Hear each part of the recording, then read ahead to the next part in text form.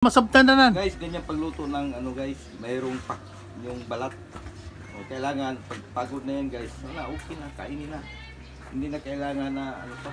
Pati balat. Pati balat, kainin mo. Ano yan? Sana isupa pa yan. Suga. Ano, supa?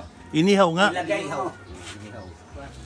Sa amin guys, yung inihaw, Pagod na lang. yung baboy iihawin.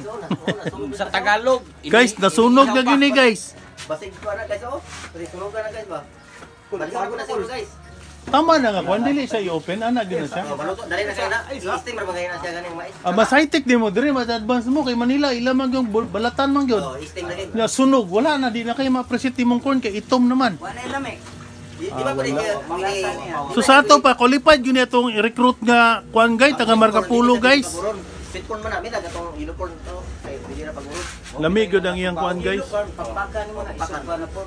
Pero ka na, di man. Oh, lahat na siya corn na na. Buyos mo na siya. Mahiyos man eh.